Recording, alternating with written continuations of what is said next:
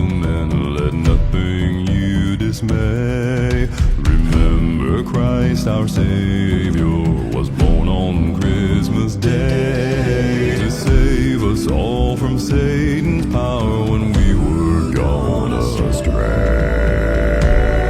Woe, tidings of comfort and joy. Comfort and joy.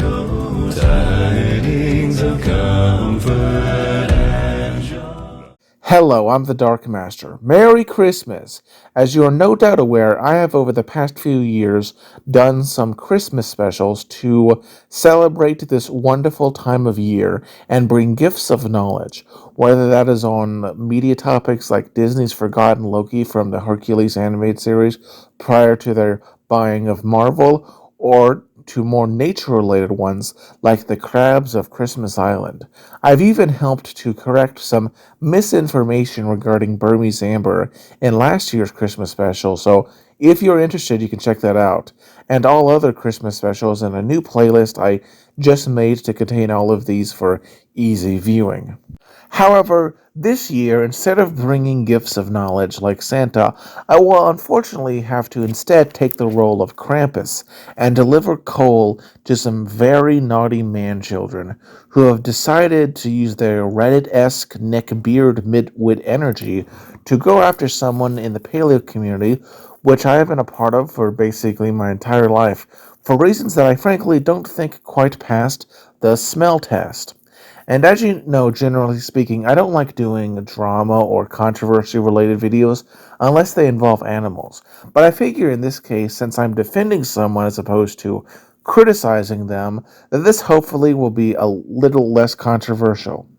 But wait, who is this person, and why are they contentious? Well, let us introduce the man of the hour and discuss briefly their history on the internet so that we can know who they are.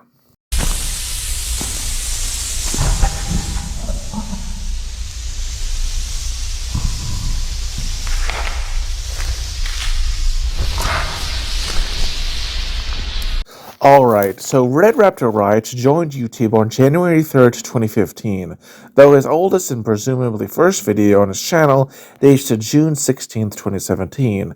Despite the channel name, it was not what you'd expect, as he did a pilot for a series titled Film Fight, where he would analyze by comparing two similar but different films, with Dawn of the Justice League v. Civil War. This series would continue for a total of 23 episodes, covering such topics as The Force Awakens versus The Phantom Menace, The Lost World versus Jurassic World, Tangled versus Frozen, the original Superman movie versus the original Spider-Man movie, Batman Begins versus The Dark Knight, The Beauty and the Beast versus the horrible remake, Captain America versus Wonder Woman, the original It TV series versus the movies, The Force Awakens versus Rogue One, The Avengers versus Justice League, Ants versus A Bug's Life, Dunkirk versus Darkest Hour, Mulan versus Moana, Tomb Raider 2001 versus 2018's Tomb Raider, the B Movie versus Citizen Kane, as well as a few solo movie discussions in the series about the Lego Movie, Spider-Man 3, Toy Story 3 versus Toy Story 4, The Clone Wars,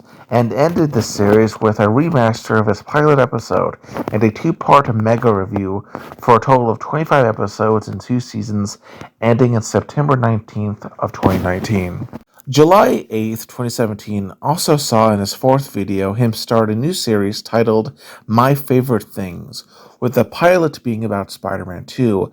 This seems to have been slightly less successful as he only just talked about his favorite things like Jaws, the Uncharted series, Infamous, Monsters University, Inception, Amnesia: The Dark Descent, Batman: Arkham Asylum, The Emperor Strikes Back, the Lego Batman movie, La La Land's Ending. There's, 3 on Jurassic Park. Keep that a pin in that as it'll become relevant later. The Dark Knight, Captain America: The Winter Soldier, Black Panther, The Incredibles, a 4-part breakdown of BioShock, and ending on August 17, 2018, with one on Five Nights at Freddy's. His fifth video, released on July 9th, 2017, was also the start of a recurring series where he shared his thoughts on various pieces of media. First on Spider-Man Homecoming, then other topics like Dunkirk, the trash emoji movie, Thor Ragnarok, Cuphead, The Last Jedi, and other such topics. He'd also started another short-lived series on September 15th, 2017 called Rex Rants, where he discussed such things as Bioshock Infinite, which was apparently mediocre, and it lasted for about 10 episodes, and true to its name, made several rants on stuff like the Suicide Squad, the American Spider-Man, The Greatest Showman, God's Not Dead, Thanos, Jurassic Park, Jurassic World Fallen Kingdom, Pixar State, and Spider-Man Homecoming. Having watched these videos for the first time while researching this video, what I can say is that they're just fine. I didn't really hate them, I didn't really like them, they're just perfectly fine. They have gotten some flack for some insane reasons we'll get to in time. I like the little avatar he had, which several other paleo community members would rip off, and that's kind of funny. Most relevant of these early videos are a pair of ones that are related to paleo. First is the Jurassic NATO music video on September 5th, 2017, and Film Fights, Episode 8, Scales versus Feathers, which would mark his first start into the paleo-related media that would in time bring him much success. In the next few years, he'd make several one-off videos as well as series such as doing a wrench-only Bioshock challenge run that lasted 32 videos, ending with a critique of Bioshock 2. He did one on Zuko from The Last Airbender and weird Jurassic Park games, one on The Rise of Skywalker, one on Azula, a drill-only run of Bioshock 2, but it is with his video October 3rd, 2020, where he discussed Jurassic Fight Club, an infamously bad documentary series, and went over its many objective flaws with its 4,900,000 views that set his channel into the success that it would become. After a few more one-off videos, he released a video fixing Jurassic Fight Club to similar success. From here, he launched a new series ranking various nature documentaries. Starting with Walking with Dinosaurs, an amazing but dated series made by the BBC, he proceeded to do all sorts of other documentaries like When Dinosaurs Roamed North America, Valley of the T-Rex, Walking with Beasts, Chased by Dinosaurs, keep that at one in mind, it'll become relevant later, Sea Monsters, Dinosaur Planet 2003, The Truth About Killer Dinosaurs, Walking with Monsters, Prehistoric Park, Dinosaurs Alive! Giants of Patagonia, Sea Monsters, A Prehistoric Adventure, Monsters Resurrected, Bizarre Dinosaurs, Clash of the Dinosaurs, March of the Dinosaurs, Dinosaur Revolution, Planet Dinosaur, Titanoboa, Monster Snakes, Tarborosaurus, The Mightiest Ever, Walking with Dinosaurs 3D, Bigger Than T-Rex, a two-parter on Jurassic Park, Dinosaur Britain, T-Rex and Evolutionary Journey, Amazing Dino World, a two-parter on Prehistoric Planet, a two-parter on Prehistoric Predators, Disney's Dinosaurs, Super Croc, Life on Our Planet, Flying Monsters, and the latest and last, at the time of writing, Prehistoric Planet 2, or Season 2, depending on what you want to call it. These videos are all roughly structured the same way. He'd introduce the documentary, discuss the good, then go into the stuff that's now outdated due to time, the stuff that is just bad even for the time, and a conclusion where he ranks it. Having, again, only watched a lot of these, basically all of them, for the first time for this video, they're pretty good. Sure, the meme usage, like back to formula, is a bit cringe. There are some incorrect statements he has made that are worth criticizing. Some of his statements on nanoterrorists have aged poorly, but then again, so did anyone who touched that contentious dumpster fire prior to this year, so I think it's a little silly to attack him for it. And, personally, I wouldn't really have differentiated between stuff that's outdated and stuff that was bad for the time, because that introduces a lot of potential to make mistakes, and it's better just to treat them the same if we're going to go on like what's wrong with a documentary. While yes, obviously the passage of time plays a role, I don't think it's fundamentally as important as pointing out, hey, this is no longer considered correct. And that's how a way that this documentary is not as good as it could be. He also, in the latest phase of this channel, did a lot more Jurassic Park game stuff, which again, I had to watch for this video, and it's alright. Not my cup of tea, but nothing really objectionable, I guess. The last major series he has started as of writing on December 19th, 2022, called Paleomyths, is where he debunked several pretty common paleomyths slash misinformation, starting with the Giganotosaurus and whether it was truly the largest, whether Dracorex and Stygimoloch are juvenile Pachycephalosaurs, if Megalodon is still alive, did Allosaurus bite like a hatchet, whether pack hunting is valid, artistic reconstructions, is Torvosaurus just, an older form of Triceratops, were dodos dumb, did Pachycephalosaurus actually head bump, a two-parter just on T-Rex myths, and a finale of this 12-part series as of writing is one on Nanotyrannus, which sadly aged the least well, but to be honest, at the time his positions were reasonable. Personally, I find this series, outside of the latest one, perfectly fine and debunks a lot of misinfo. Granted, one could criticize its overemphasis on dinosaurs, especially megatheropods, but at the same time, I think that reflects the fact that, frankly, people don't really care enough about extinct invertebrates slash amphibians slash non-dinosaurian reptiles to really talk about them, let alone spread myths about them. Heck, I'm the only person who has made videos, let alone video series on some of these clades. He also got a Twitter slash X account in 2022 with 299 followers or so, as well as an Instagram with 662 followers and a Facebook account. The last notable action that the man has done is when he, on October 12th, 2024, announced that he had done what most in the online paleo community have not done, but married, formed a healthy relationship outside the internet, and had a child. Specifically, his wife's pregnant. It should be noted that for a YouTuber, retirement is rarely a true retirement. It just means that, as stated in his video, it'll be of lower importance as he wants to spend more time with his kids, which is pretty reasonable, and his uploads have since petered out afterwards. Still, with around 34.4 thousand subs, 454 videos, and around 8.5 million overall views, he's been successful. Now, having done a lot of research into the man for this video and describing it to you, you might assume that from what I've described, there's really nothing objectionable about the guy. Well, you'd sadly be mistaken. Let us dive into that. But before I do, I think I should clarify and how I will be structuring it. It's a bit convoluted.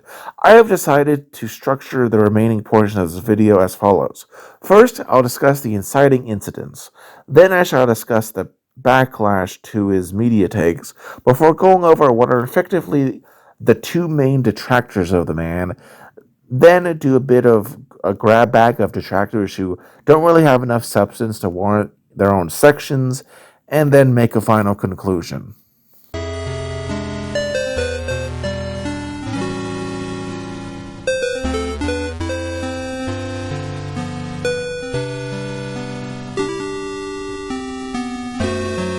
Alright, so while there were some minor rumblings with the oldest negative statement I could find in regards to Raptor Writes coming from Tagmo Moppet, a supposed master degree bio student who has seemingly not done anything with his degree except bitching about Raptor Writes on Twitter.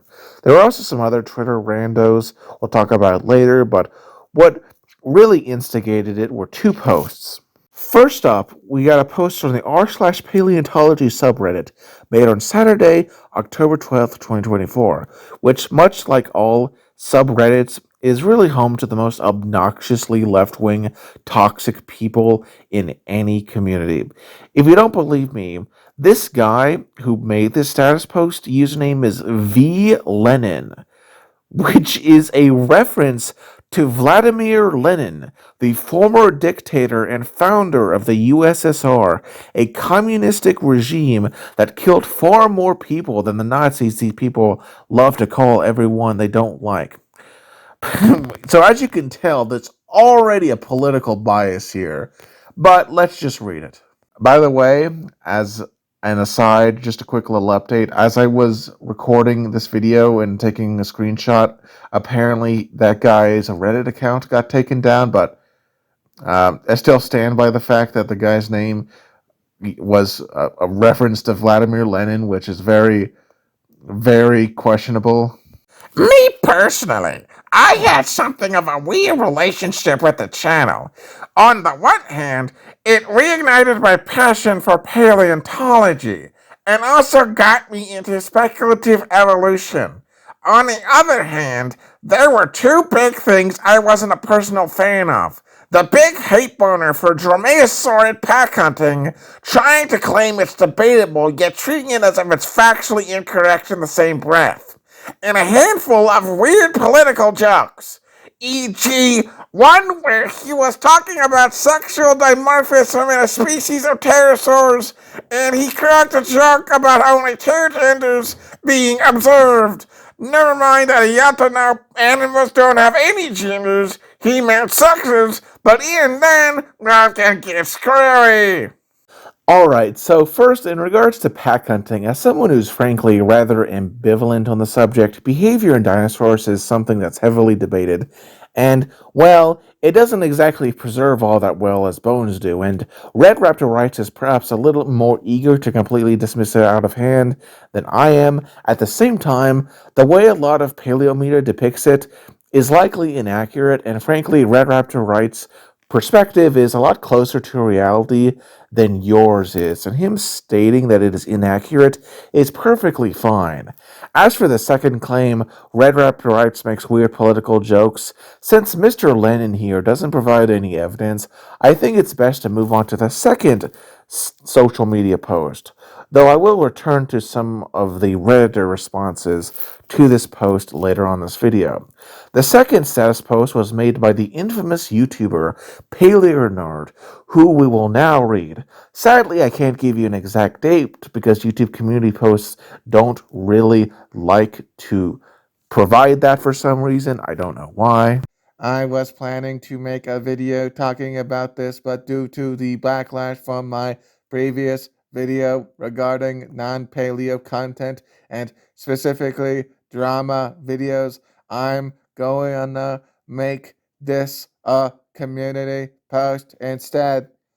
From my perspective, this has been a bit of an open secret, but I just wanted to make sure I spread the word. It's with a heavy heart that I inform you all that the YouTuber Red Raptor Writes is a bigoted piece of scum who evidently views the existence of trans people as pseudoscience. To me, this goes beyond simple transphobia, although that on its own is despicable.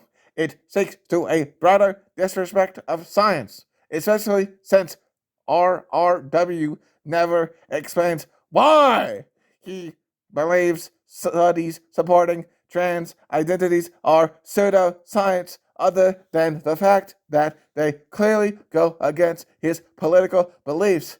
Ironic, considering he's a right-winger, and right-wingers love saying facts don't care about your feelings until facts go against their feelings. This anti-science attitude is really disheartening to see from someone who makes videos on paleontology and leads me to suspect he might dismiss other things as pseudoscience like vaccines or climate change. The fact he's making two gender jokes and inserting his own political beliefs into his paleontology videos is also concerning, and it seems indicative of the current right-wing urge to insert their cultural war bullshit into everything they talk about, even where it isn't needed.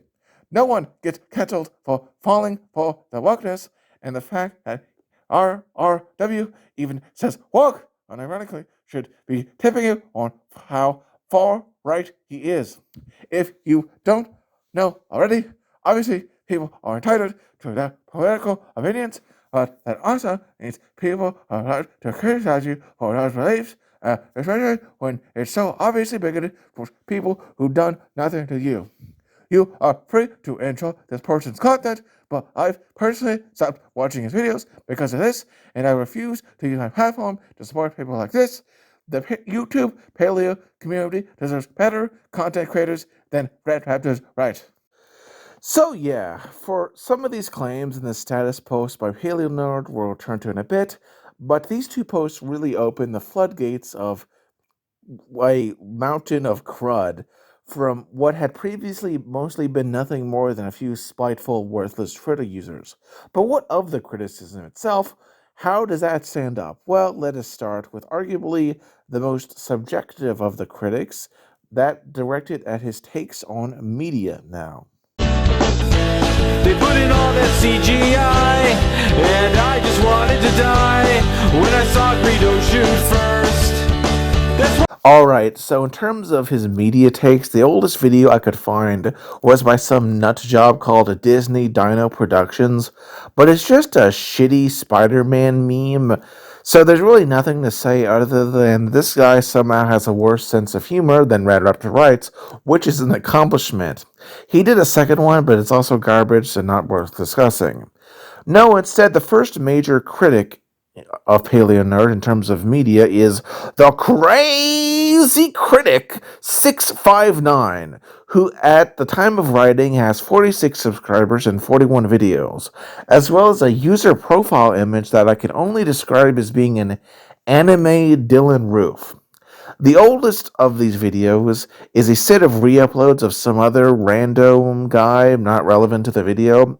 While some of these were successful, given that they were made by a completely different person, it seems unfair to give him any credit, especially from what I can tell, he did not get their permission to re-upload them, specifically this person being Shinobi01. So, it could make the argument that he's plagiarizing them, if I wanted to be petty. Anyway, he posted several clips of EFAP and adjacent people. Yeah, he's one of those actual fandom types of people who think that you're bigoted if you dislike certain media. An intrinsically stupid position. These include Rags daring to tell a guy spamming the chat with bullshit to fuck off, or bitching that Mahler is transphobic for being on a stream with someone else, aka a literal guilt by association fallacy. And keep that in mind because trans people will be relevant later, unfortunately. And it's funny, he literally cites the statement that he clipped these guys out of context so that they're easier for people to find this. He also is generally kind of very trends towards going after anyone who attacks Jurassic Park in any way. However, outside of re-uploads, it seems that the Crazy Critics channel fundamentally was a failure, unable to get any views. In a last desperate attempt for relevance, and inspired by another YouTuber, who he literally cites in the description, and we'll get to that nut job in the next chapter, he made a reaction video to Red Raptor's reaction video to the Jurassic World Rebirth trailer on April 20th, 2025, which was fairly successful, getting 1.1 thousand views. Seeing this, he would then quickly pump out a follow-up on June 18th, 2025, about the Jurassic World videos by Red Raptor Writes, for a total of 82 minutes. This is kind of interesting. Right off the bat, we can tell that the thumbnails are very much clickbait, the big red letters, the usage of the word unhinged, which, it's not really needed. Calm down. He's reacting to a trailer. It's not like he's running down the street half naked like an actually unhinged person or whatever.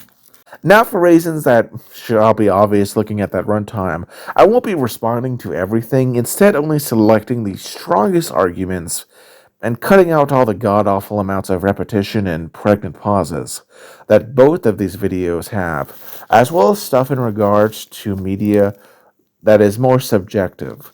But let us start with the first 2 seconds really have nothing going on outside of a weird parasocial monologue about how he was once a fan. Something that he states in the video description that I really have to call out because, for one, the videos he's reacting to is really not all out there for the average Red Raptor Writes channel video, nor reactions to this movie, with it generally being considered rather mid. So, I mean, okay, weird choice, but they called a pterosaur a fucking dinosaur. I mean, need I say more how bad this movie is? Points weren't really thought of well, and I realized the amount of holes and double standards there were in his videos. It's funny that you do not give a single example in either of these videos. Especially his Jurassic World ones. And then I kind of just stopped watching him after I realized his videos were never good, to put mildly. You ever notice how, with people like this, they always have to insist that when they start disliking a YouTuber, that they were never good? It could never be that maybe their tastes change and that the channel is still roughly the same. I mean, I used to watch a lot of Vanoss stuff. I don't really anymore, but I wouldn't go back and say, man, all those old videos are bad because I don't watch them anymore. It's just a very childish notion I've noticed a lot of YouTubers do. Like, oh, this person said something problematic. They were always bad. It's like, come on. Like, you just don't like it anymore. And that's fair enough. But this insistence that, oh, they were never good is just really immature. Now, from a user that apparently he was a complete transphobic, and I would completely lost respect for him.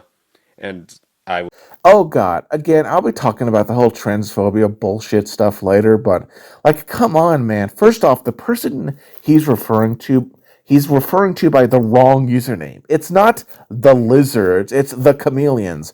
But we'll return to that nut job in a bit later and explain why a lot of the criticisms that they put forwards is also dog shit, but even to play devil's advocate and to assume that this guy was actually some sort of bigot, how do you expect someone to take the allegations seriously with all these fucking typos? Nor do you expect them to, like, take you seriously because of all these typos? Transphoic? Doughbag? Description? For fuck's sake, you even messed up the goddamn periods. How the fuck do you do that? It makes it seem like you don't actually care about trans people and you're just virtue signaling that you're so fucking lazy you couldn't even be bothered to like get like the spelling correct. Like typos happen, that's understandable, but like this is pretty fucking bad, man. and I'm not trying to slander him in any way, so I just didn't want to get that out. Just Gonna call bullshit on that, given you called the guy unhinged in the thumbnail and implied he was a bigot. Come on now, don't act like and like this it just video is makes even made in less good sense, which we'll faith. get Come into. on. But the main issue I have with this video is the fact that it even exists. Since, like, you shouldn't be making a video on something that has not even came out yet, on only a few bit of information we have on it, in the trailers that could be misleading. It's a little weird, man, to get that upset that a video merely exists, especially on a piece of media meant to be consumed. Secondly, what the fuck are you blabbering about in regards to how you shouldn't make a video about something that isn't out yet? Literally, the whole point of a trailer is to get people's attention and reactions and let them judge on whether they want to see the movie or not. Tons of people do this. It's basically what trailers are designed for. So unless you want to call out every other YouTuber who does this, it comes off as deeply hypocritical to go after Red Raptor Writes for reacting to a trailer. So it's just doesn't make any sense to do it, to make a video, since if you make a 30-minute video, this is going to age badly and people are going to look back on it well in the future. So Well, dude, all videos age over time. Yours do too. Like, anyone stupid enough to judge a video based on stuff that happened after the video are released is not someone you'd probably really want to be around in your audience because they are extremely bad faith. for Yeah, the hype has died down. What? The hype has died down? No, it hasn't. The trailer has over 30 million views, so saying it's died down is a big over exaggeration. Okay, first off, consider how many of those views are bots or the results of autoplay. Secondly, it's pretty clear that he's talking about his personal hype slash enthusiasm. Also, I don't know if you know this, but having a lot of views doesn't equal quality, my guy.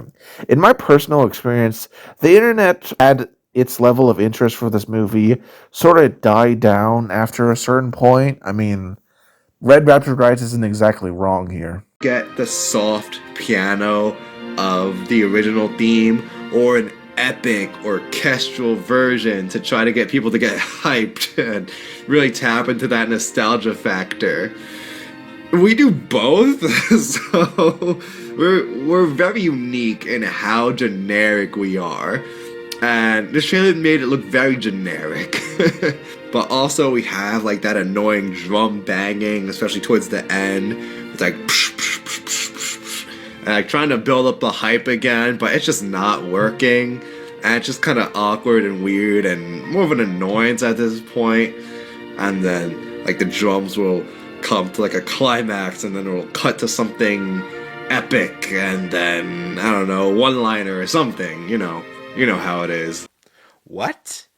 You're complaining about them using old themes? Like, dude, you're using one of Jurassic Park's old themes in this video. Excuse me. You can't be fucking serious. You're comparing a movie which costs money to be seen in theaters, that you expect to be filled with new ideas and concepts, to a free, relatively low effort reaction video. I mean, to give an example, the prequel trilogy, for all its flaws, had a lot of iconic music compared to the sequels, which really had nothing.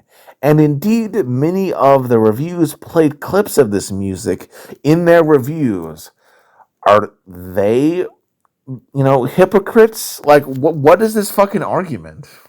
Trying to make the audience laugh and win them over with laughs kind of humor.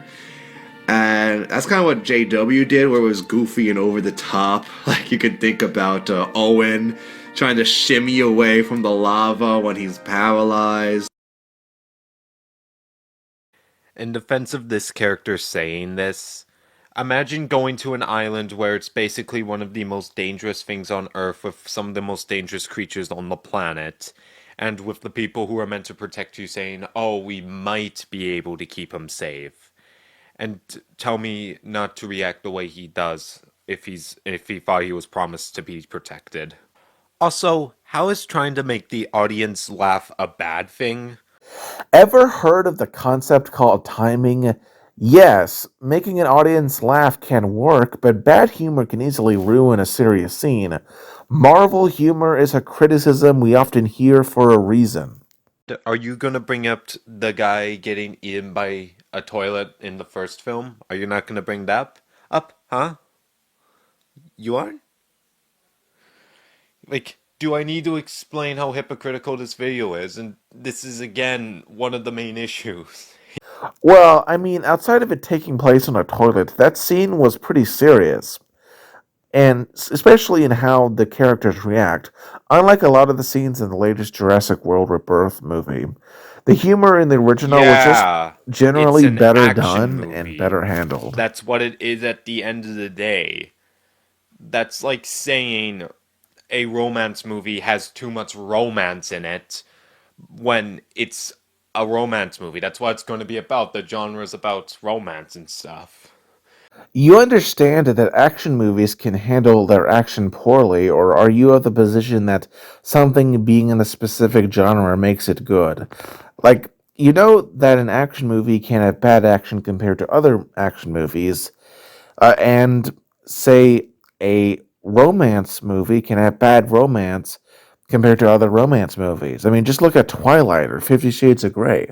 Like, what is this deranged insistence that because something is in a genre, it must be good at that genre? So, and plus the and plus Jurassic Park is more about the dangers of genetic power, not the dangers of dinosaurs. Yes, the movie is about the dangers of genetic engineering, but you'd have to be outright lying to try and claim that the way that the theme is conveyed is greatly different in quality between the two. According to crazy critics' logic, you shouldn't criticize The Room because it explores a theme seen in other movies, I guess. That's a short scene. And what that does is that it doesn't give them time to build a presence with the audience. We don't get to know them very well. We don't spend a lot of time with them. It's just a one and done. We see them when they're gone. So they're not that memorable. In the first Jurassic Park movie, they showed the Dilophosaurus for one scene, and it became a fan favorite.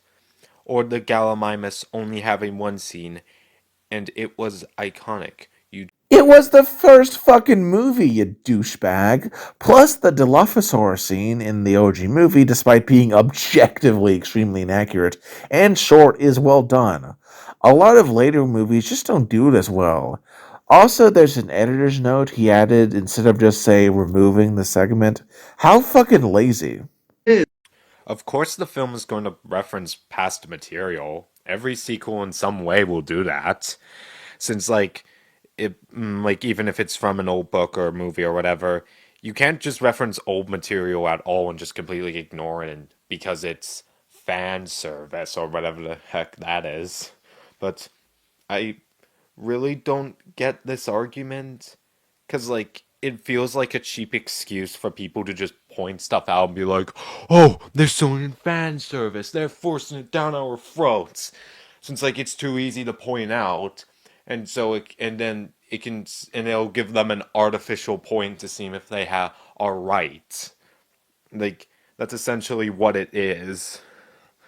And if you don't bring up past things in a sequel, then it'll feel like it's based on nothing. It doesn't belong in its said source material. Since, like, you still, like, imagine a Harry Potter film or book or whatever, but there's no past magic that they showed off. There's no old locations, no old characters, no reference of past events. Just everything shown to us is never brought up in this book or movie. Like, do you see how weird that would be? It would feel completely disconnected from the rest of the IP. Okay, so I'm going to avoid the low blow I could make on you for, as a progressive, complaining about transphobia while invoking the work of J.K. Rowling, someone who was generally considered far worse. But that's a can of worms I don't want to touch, and I think it'd be a little lazy. Instead, I point out how you're falsely conflating the concept of continuity itself with fan service, as if the main character of a franchise returning or having a consistent magic system is somehow the same as a dinosaur making a similar pose, or crashing through a Spinosaurus skeleton, or heck, having the exact same T-Rex showing up, even when realistically it probably should have died of old age at that point. So yeah, that's it. The rest of the video and the second one, which I was originally going to respond to as well, but decided against it, is just sort of repeating the same nonsense a bunch of times, and I feel like it would be a waste of time to just go over it again. The crazy critic, however, honestly does sort of seem like a bit of a socially slash mentally ill guy that is genuinely unable to tolerate any criticism towards the Jurassic Park franchise. For that reason, I'm going a little bit easier on him. The other two people, however, I'll be going in depth on, do not have that excuse and are so not lucky. For unlike this guy, they don't have the excuse of, let's be honest, severe mental disability. No, they outright fucking lie. So let's get into it.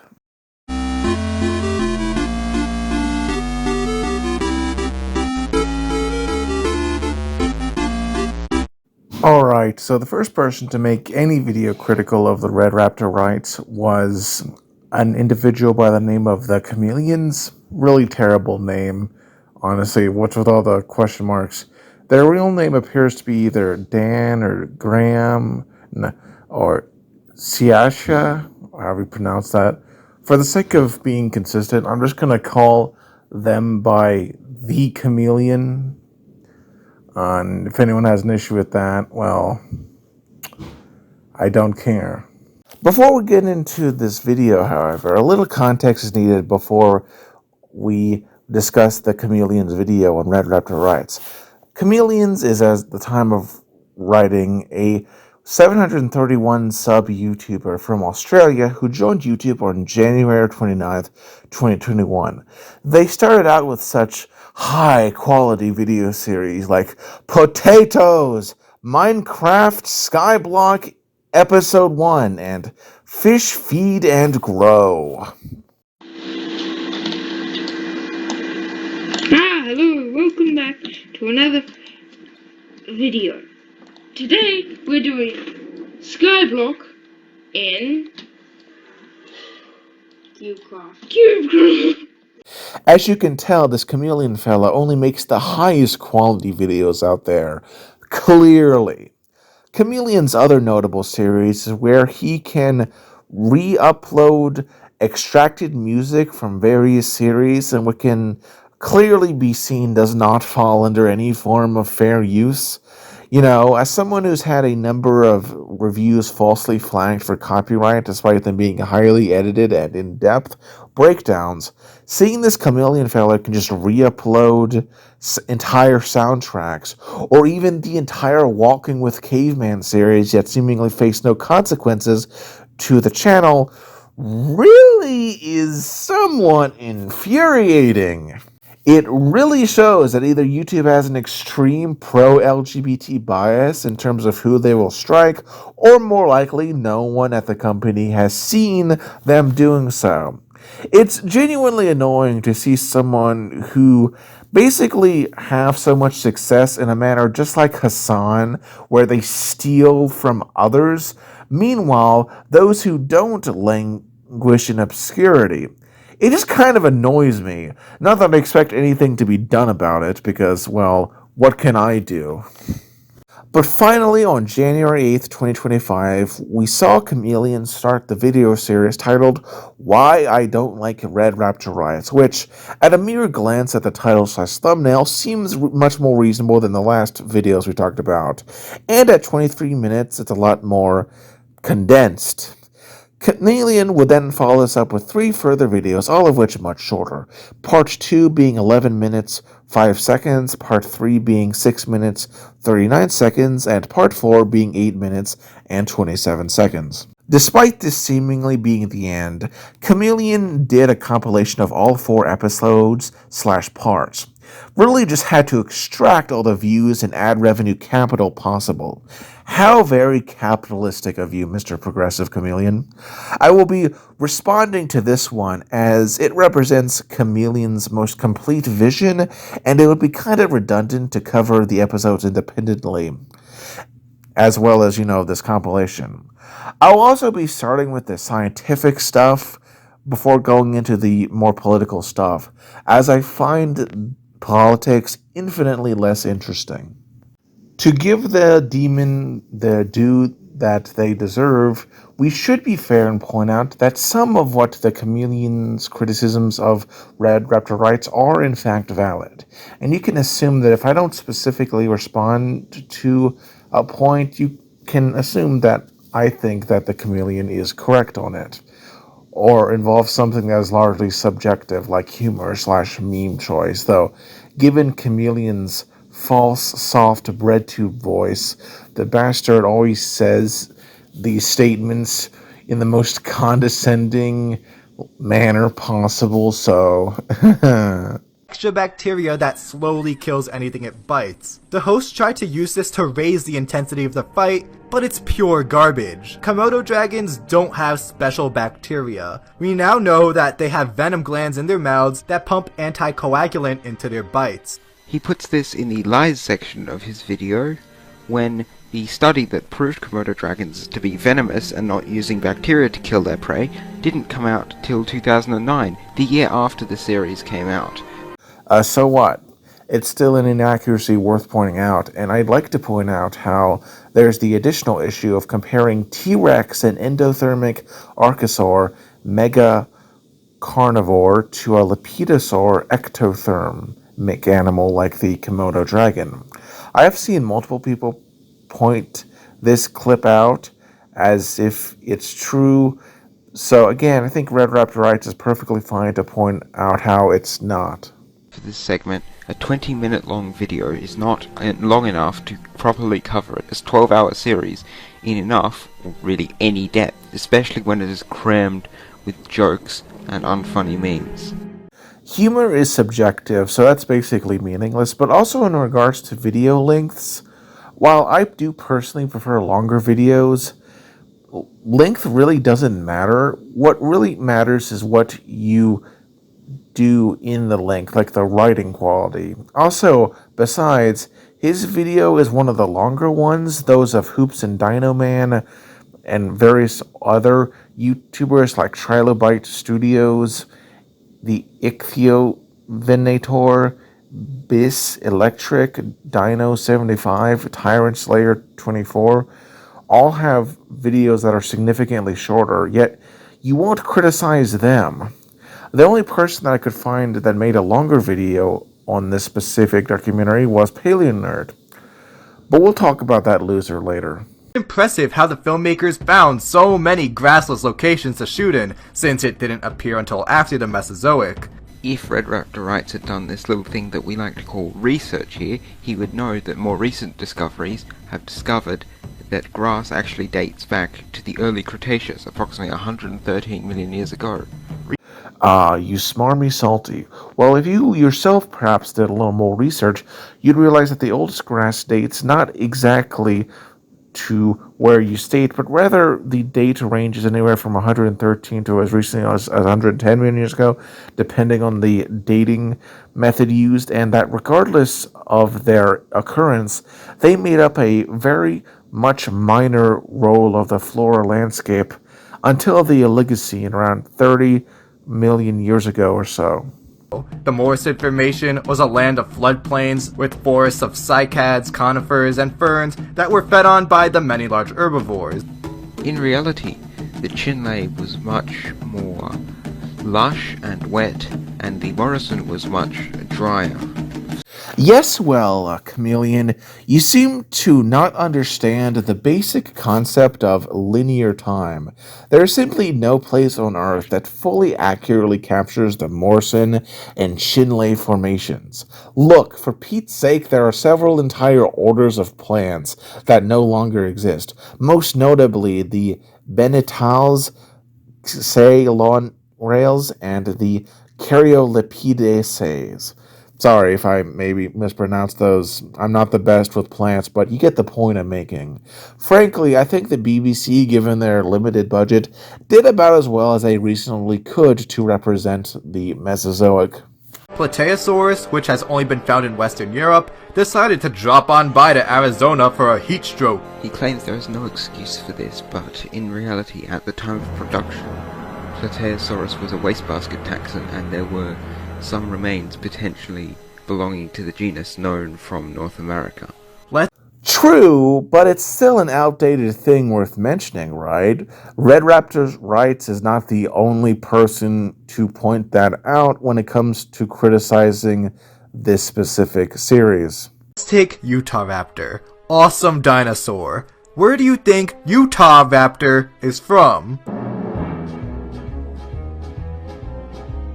Apparently that was just too complicated for the writers, because they took the Utah Raptor and gave it a vacation in Europe. With this, Red Raptor Writes is ignoring the fact that there was a completely reasonable justification for Utahraptor appearing in the UK, with this being because at the time it was believed that both Iguanodon and Polacanthus were found in America and Europe, so it was thought to be feasible at the time that Utahraptor could also be found on both continents, with this being compounded by the fact that they couldn't just use some other British dromaeosaur because there weren't any named at the time.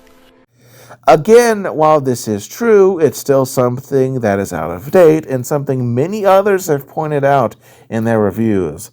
No idea why you felt the need to imply that Red Raptor Writes was noticeably unreasonable here. Flat out stated that pterosaurs had fur, but none of this is shown. Maybe if he actually watched the series, he would notice that several times pecnofibers are shown, especially on the physical models of the pterosaurs that appear. I mean, while they might have been present, but they were far more sporadic than what one expects from such an animal. I mean, here's a close-up. Please point out, Chameleon, where they are in such obvious quantities that Red Raptor Writes would have had to have been an idiot to miss them.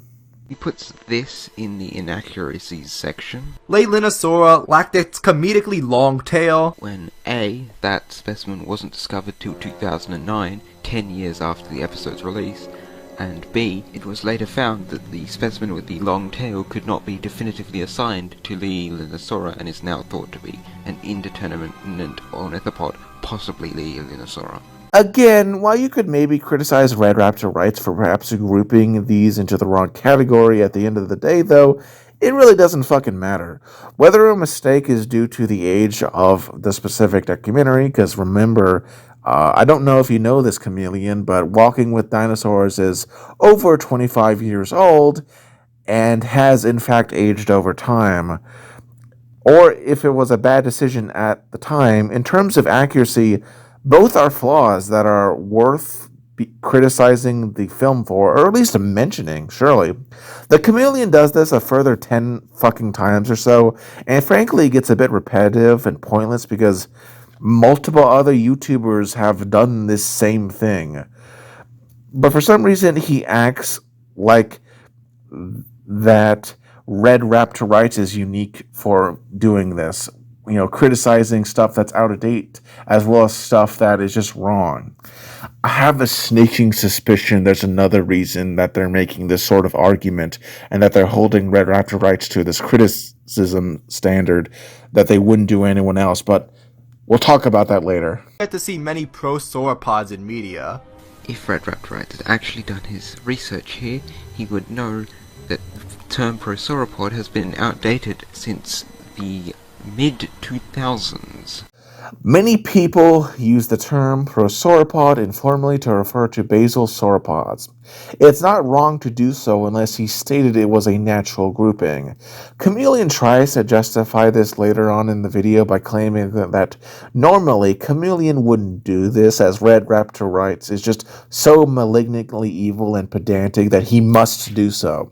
I wouldn't normally have a problem with someone calling non-sauropodomorphs prosauropods, but Red Raptor Writes is also a big nitpicker of things like this, so when he gets something wrong, he has no excuse.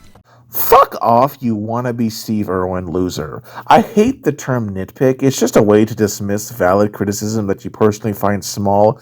But even getting past that, if you find it morally wrong to nitpick, Chameleon, it makes you a fucking hypocrite to do it to someone you don't fucking like. He doesn't believe that humans evolved. He believes that all other animals evolved, but that humans, and only humans, were put on Earth separately and in their already fully formed modern state by God. I'm not personally interested in the topic. He means I don't believe in human evolution, which the series is about, and I don't want everyone to know that. This boomerang-tossing bastard provides no evidence for this. When it comes to human evolution, I'm gonna be blunt. I find it extremely boring, and frankly, it's rather overhyped. Just a bunch of ape-like creatures that frankly are not all that interesting.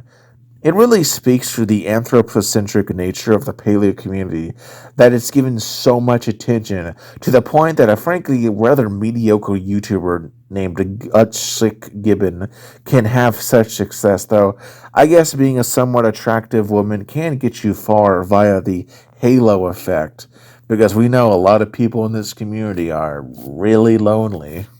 Also, who the fuck cares if Red Raptor Writes does not personally believe in human evolution, which is a specific aspect of evolution more broadly speaking? A person's beliefs matter far less than their actions, and frankly, if his only crime that he does due to not believing in human evolution is not talking about Walking with Caveman, the worst of the original Walking With series, or the next of kin, one of the weaker episodes of the Walking with Beast series, why should I or anyone care, you prick? I mean, is he like promoting misinformation in regards to, humans didn't evolve? No. He just doesn't want to review these specific pieces of paleometer, and frankly, given their mediocre quality, I can perfectly understand why. Tigers belong to a specific species of feline called Panthera tigris. If we're going to be specific and nitpick, which he does, so I will do in response, then I will point out that tigers are not a feline. They are a pantherine. They are a felid, but not a feline, which is members of felinine. They are pantherines, or members of pantherinae, which are big cats. I actually somewhat agree with the didgeridoo blowing buffoon here that the term feline should probably be only used for the Felinae subfamily of felids. However, technically speaking, because, this guy nitpicks Red Raptor Writes, so I'm going to nitpick him too, because I like to do so. Feline, as defined by Oxford Dictionary and Cambridge, is an adjective that means belonging or relating to the cat family, aka the Felidae, meaning that technically speaking, Red Raptor Writes is not wrong to call a tiger, or heck, even a Macarodontine or Proilurine, a feline. Technically, if it's part of the cat family, you can describe it as a feline. Also, you Vegemite eating tissue paper, I thought you hated nitpicking. Or is it okay when you do it? Therium is no longer considered to be the largest mammal anymore. I don't think the documentary specifically claims that it is, but it basically pushes this idea. Nowadays, Paleoloxodon is considered to be the largest mammal ever. Neither Paraceratherium nor Paleoloxodon were ever considered to be the largest mammal ever, as that title has always belonged to the blue whale. Isn't it clearly implied that he's talking about land mammals, you pedantic kangaroo fucker? Like, the whole episode, Land of Giants, takes place in an arid area. This is, much like a previous ramble you made about Raptor Writes' take on saber-tooth social behavior, where you chastise him for using the term pack when he's clearly talking about social behaviors more broadly. It just kind of comes off as pedantic, and while you may be technically correct, you miss the broader point being made. Too bad Nigel never gives us a generic name though, so we can only make educated guesses as to what animal he's actually holding. Maybe small Pentacopterus? Maybe the creators just made up what they thought to be the average looking sea scorpion? I really couldn't say. Based on the time period and anatomy of this creature, my best bet is we're looking at a Camarasaurus, a giant nautilid capable of growing over 30 feet long. If only Nigel could use its actual name, so I wouldn't have done 10 minutes of extra research. If he had done even the tiniest bit of research, he could have figured out that both of these are identified by a generic name in external media, with them being Megaloraptor and Camarasaurus respectively. That doesn't fucking matter. If something is not stated in a piece of media, it's not stated in the piece of media, and it's fair to criticize them for not stating it in said piece of media. Trying to claim something is not a flaw because it's, found somewhere else is silly. Not everyone who watched that series got the book. I did, but the average person? No. This is the same argument people use to defend how The Last Jedi handled Snoke in the Knights of Ren, and that the novelization did it better, but, that doesn't make the movie good. Chameleon. May I ask the question, is it too much for Nigel Marvin to say the word Camarasaurus? Did the BBC just not have enough fucking money? Mutilates the name of the genus Cephalaspis, pronouncing it as Cephalepsis. Latin is a dead language, its pronunciation is somewhat arbitrary, and there really isn't a correct way to do it. And depending on which syllable or syllable you emphasize, it can sound differently. For example, you can say megalodon or megalodon, or Dimetrodon can be pronounced Dimetrodon. Technically, neither is, strictly speaking, incorrect. the fact that he uses art pieces as examples, but does not credit the artists, which he should, and even when he does credit the artists, he's inconsistent, only crediting some things and not others. Sorry, land down under moron, but no one has any obligation to credit publicly available art on the internet. Once something is out there, it's fair use to use it as you wish. Sure, I think you should cite/credit your sources or artists, and I do try to do so, but at the end of the day, there's no obligation, and frankly, I think people just watch too much H-Bomber Guy, and now they think everything is plagiarism when it's not. Lizard or lizard-like ancestors. This is, on the face of it, preposterous. Nobody believes that mosasaurs evolved from lizard-like ancestors. They are definitively believed by everyone, even David Peters believes this, that they are descended from lizards themselves. You pedantic wombat. He did not say that the ancestors of mosasaurs were not lizards. He just said that they were more lizard-like. Like a standard lizard. You have to be dumber than David Peters if you look at a more derived mosasaur and its ancestor and think that both equally are lizard-like. My brother in Christ, you show an image that proves the point being made. Tiny pachycephalosaurid from Canada, featured in this dino doc called Mycocephalae, sometimes Microcephalae. Unfortunately, there's no formal description for the little mushroom head, so these names are purely informal, practically just nicknames. Okay, so why did you bring it up? The species does not need to be formally described for you to feature it in a doc. It's okay to feature undescribed species. Yeah, but a documentary probably should clearly state such being the case. I mean, if there's a thing being depicted that's not been scientifically described yet, it probably would be a good idea to just, state that.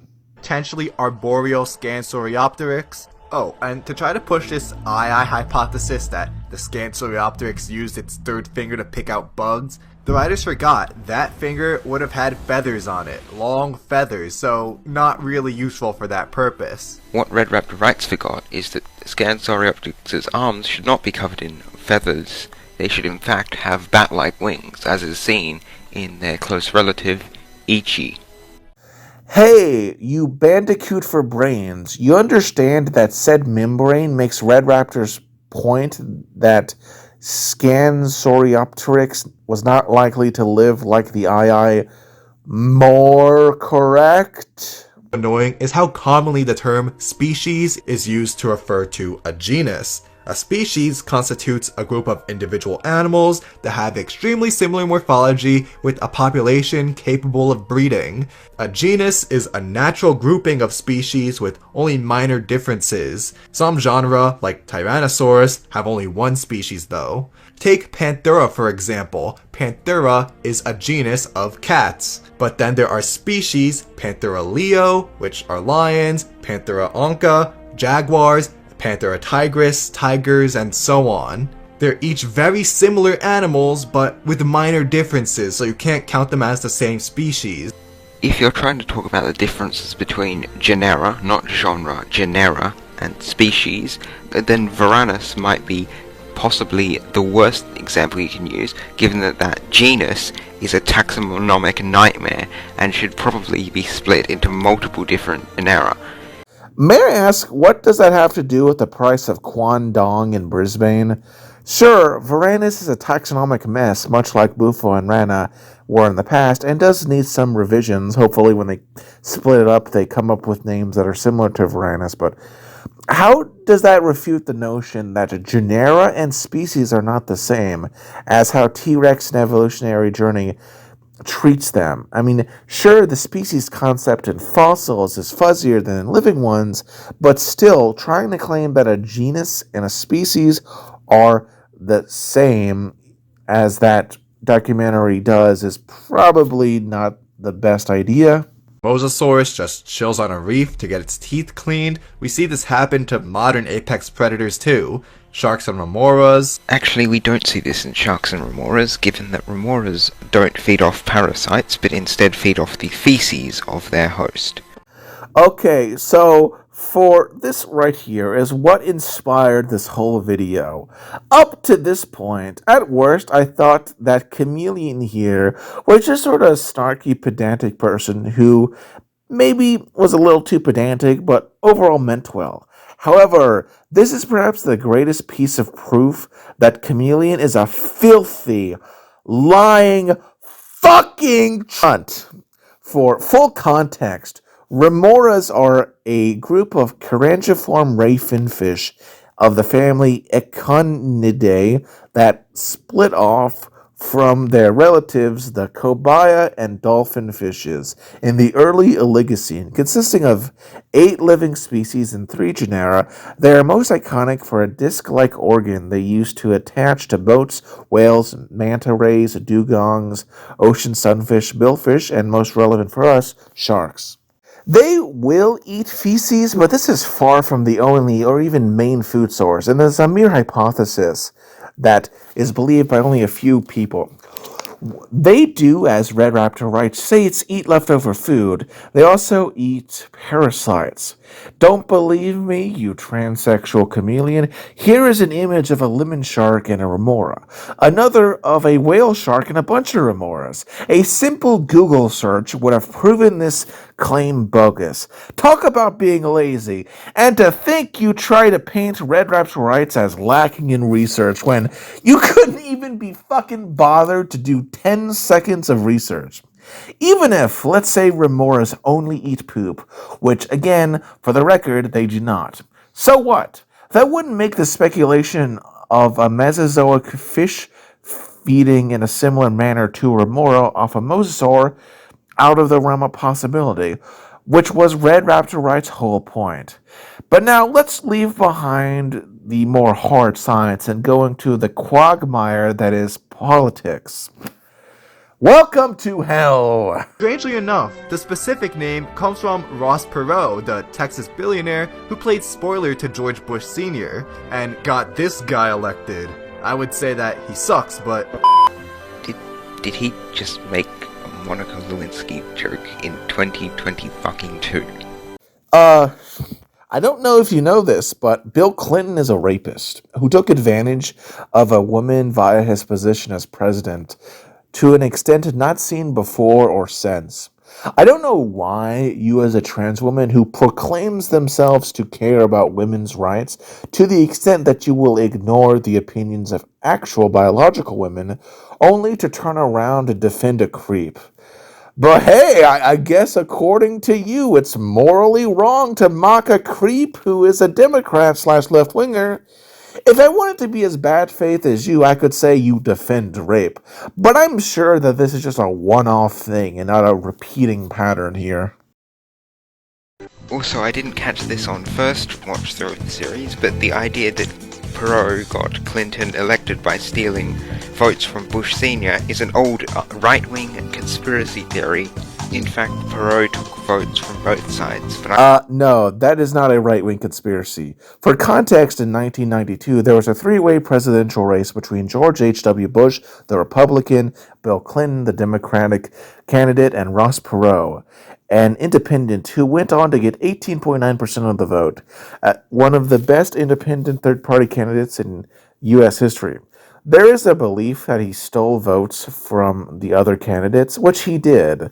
The claim that he stole from both sides equally is often heard from left-wingers who are trying to dunk on conservatives who complain about how he screwed over H.W. Bush. But in reality, is that claim true? Nah, it's pretty baseless. The truth is, we have very little data on who exactly Ross Perot voters would have voted for if not for him. We just don't have the opinion of each and every voter, so it's hard to get solid numbers. Given that Ross Perot had a number of more generally right-wing positions than Clinton, I would be shocked if it was exactly 50-50 in terms of what he took. I would sort of argue that it was probably more like maybe 70-30 or 60-40. But, Chameleon painting this as some sort of crazy right-wing conspiracy, and that by extension Red Raptor Writes is some far-right nutjob, is kind of utterly nonsense. I mean, you have about as much evidence that Ross Perot stole equally from both sides as he does that Ross Perot screwed over George H.W. Bush. We simply don't know what his actual impact is. We don't have a machine that we can go to alternate dimensions to sort of, prove this. It's something you can't really prove. Sort of how, in the same way, you wouldn't call it a conspiracy theory to say that the DNC fucked over Bernie for Clinton. Now, would you? It's just one of those things you can't really necessarily, prove or disprove.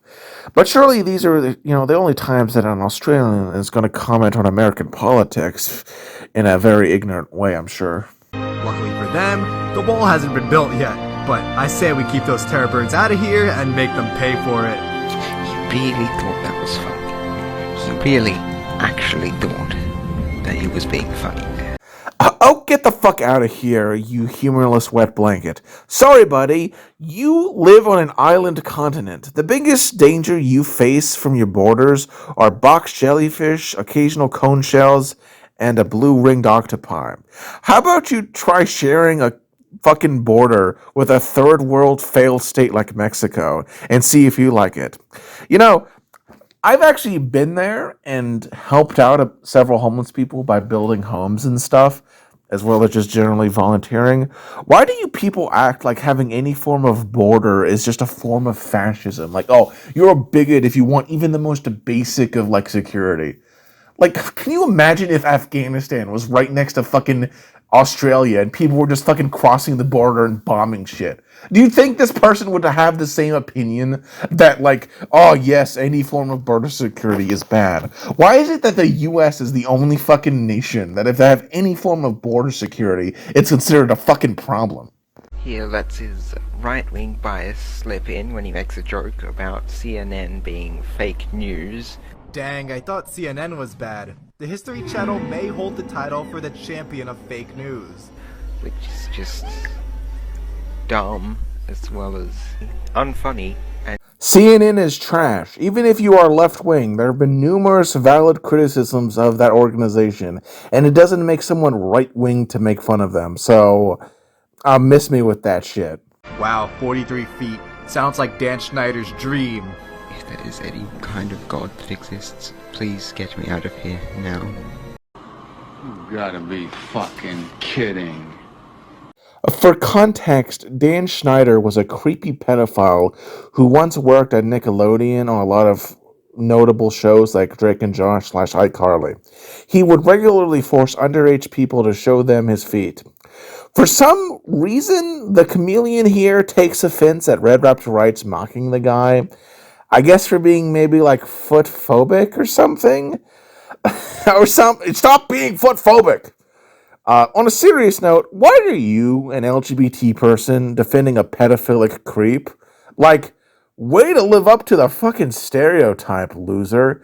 You understand that this is the reason people think you're a bunch of fucking kitty diddlers. Like, what the fuck? You're gonna fucking sit here and defend Dan Footman Schneider. Like, what the fuck? And with that, we have now gone through all those minor political points that the Chameleon made. Let's get into Red Raptor Writes' biggest sin, his supposed transphobia. Now, for the record, as a libertarian, which these people think are Nazis because they're politically illiterate, I personally have a pretty much don't really care about one's sexuality position. Frankly, I think we should be treated the same. I.e., you don't go out of your way to hurt anyone, but, it's perfectly fine to make jokes at people's expense. And you can dislike individuals in a community who are bad, but you should still generally be nice to those who deserve it. The first example of this supposed bigotry are two comments, first screenshotted by the Twitter loser, Ward Up It's Astrid, who is a complete spastic loser, but let's read those comments, shall we? Thanks for this gender studies lesson, bro. Already aware of that, but I prefer actual science and not pseudoscience made to push political agendas. It's impossible to cancel someone who never falls for the wokeness, XD. Huh, Chameleon, neither of these comments actually mention trans people at all.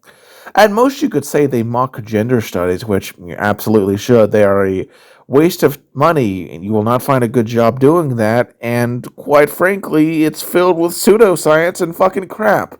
There's the replicatability crisis. Haven't you heard of it? Anyway, It's just overall cancerous. And he also makes fun of cancel culture, which is, well, cancerous, but I mean, you wouldn't be a trans person if they didn't, insert their pet peeves in an attempt to grievance farm for outrage views, now would it, chameleons? There are also two clips and what are clear jokes, but let's play them and see this supposed evil transphobia. The moment you've all been waiting for. There is clear sexual dimorphism between the count 'em two, genders within the genus. Sad attempt at a transphobic joke. And I've gotta mention the presence of sexual dimorphism, which occurs in living and extinct elephants because, there are real biological distinctions between males and females. That's it? Yeah, that's it. Just jokes. Sure, cringe ones, but if you think they're anything deeper than that, I think you're looking way too deep into it. Of course, this humorless ghoul corpse that is chameleons didn't very much like it. I'm surprised that Pteranodon was intelligent enough to have the socially constructed concept of gender within their species, and I'm baffled as to how we have some kind of fossil evidence of this. Okay, first of all, why did you include such an obnoxious, sound effect? It really seems like you're trying to be as obnoxious as fuck. Secondly, people often use the term sex and gender interchangeably because, well, quite frankly, they are, in the vast majority of people, very much synonymous. Obviously, they shouldn't do that, and exceptions exist. I'm literally talking to one right now. But on a broad scale, the exceptions are statistically insignificant. Plus, again, it's a fucking joke, and you're looking way too much into this to imagine bigotry in order to sate your little ego. Jokes aside, this is obviously a ham-fisted, unfunny, transphobic joke shoved in there for no real reason. You only find it unfunny, which is entirely subjective / bigoted, because it is at your fucking expense. And because you, much like a lot of terminally online LGBT people, but especially trans people, you are an entitled, narcissistic, prickish, unreasonable, inhuman man-child who demands that everyone on the planet respect you and agree with you blindly, lest you spurg out and label them a bigot and try and ruin their lives. Frankly, get the fuck over yourself. If you want equal treatment, you're going to have to accept that some people won't agree with you, and that they may even mock you. I'm a white, straight, autistic male. The source of all evil according to people like you. Despite being so privileged, I'm really not because I grew up in relative poverty, being from Mississippi, but we'll get past that because these people completely ignored the aspect of class in favor of it poll. People make fun of me all the time. It's not like I'm immune from mockery. And not only that, but it's also stupid because it relies on this conflating of sex, which is the biological characteristics of an organism, and gender, the socially constructed internal identity of a person. To completely divorce the two is dishonest and intellectually lazy, because it is clear from all statistics that both are generally bimodal. Not to say that exceptions don't exist, and obviously if they're nice people you should respect them, but again, generally speaking, most exceptions in terms of sex are generally sterile / don't matter statistically speaking. Pteranodon didn't have gender because they weren't intelligent enough to have a social constructed concept such as that. Actually, technically speaking, you don't actually know that.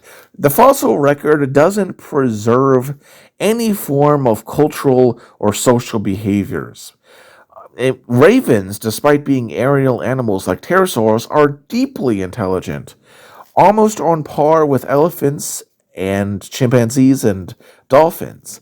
If hypothetically pterosaurs did have two genders due to their society, what would your argument be then, huh?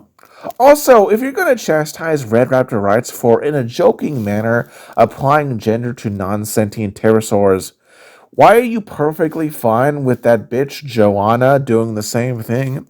If it's unscientific and transphobic and stupid for Red Raptor Writes to do that, then surely you would criticize them for also being anti-scientific, transphobic, and generally bigoted, right?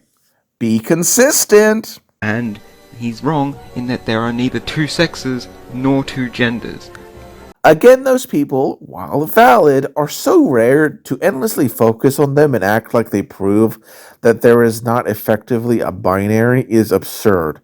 It would be, to make an analogy, like if people claimed that the existence of albinos proved that the concept of an average animal coloration for a species didn't exist. Because there's one albino bullfrog, therefore, bullfrogs don't, generally speaking, have a color that they are usually found in. What is he even talking about here? Nobody is denying that sexual dimorphism exists. He's clearly taking a jab at trans people. Oh, shut the fuck up. People absolutely do deny that sexual dimorphism exists, Chameleon. What do you think the whole trans sport debate is about?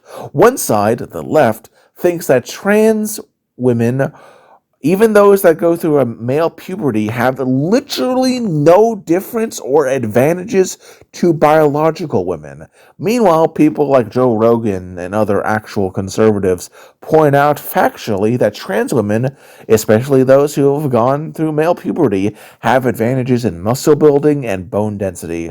That is not really reversed by drugs, no matter how much they take.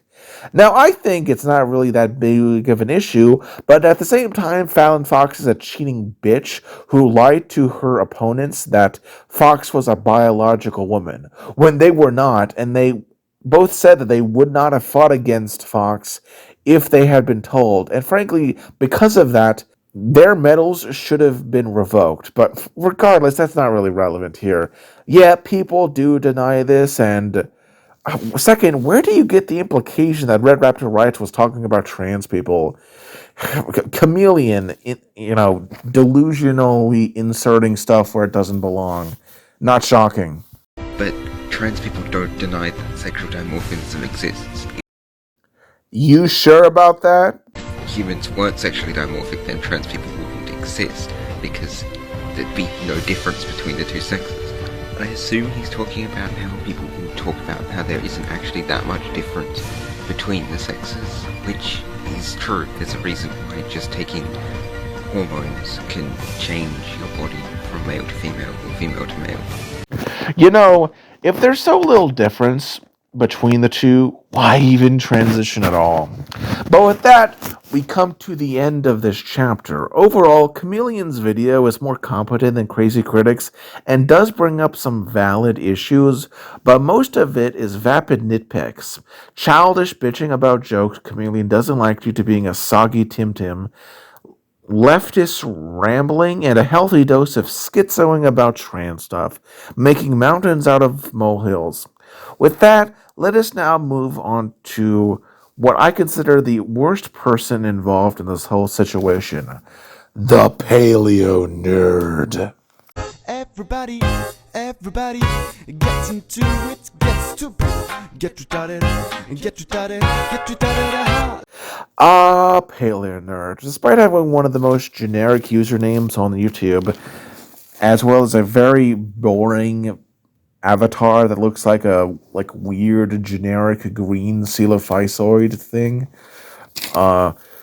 has been shockingly successful, with his YouTube account being made on June 19th, 2015, his first video showing up not until September 21st, 2018, a Jurassic Fight Club video on how it's bad. He also makes a bunch of mega theropod slop, as well as such intellectual heavyweight video essays as Batman Has No Pee-Pee. And I thought Red Raptor Writes humor was fucking bad. Holy shit. He also has a DeviantArt account with 231 followers where he uploads phylogenies with absolutely no artistic merit. I didn't check his favorites, but I'm sure he probably has some weird fetish stuff on there too. He has a Patreon that seemingly only has been updated twice because apparently he doesn't realize for one to be successful, you actually have to use it at some point, and rakes in a absolutely impressive 79 cents per month. As well as a Blue Sky account, the dog shit Twitter clone that prides itself on being like old Twitter, aka complete leftist garbage circle jerk. That was shut down for a few days due to how much CP was on it, and a Twitter/X account with 448 followers. Paleonerd's YouTube channel has 4.86 thousand subscribers and 59 videos. The most notable was his feud with Tyrannotherium, who, for context, is sort of Paleocommunity's equivalent of Christian, a clearly mentally disabled man that made videos that, while I'm personally not a fan of, are just kind of harmless. Just leave him alone.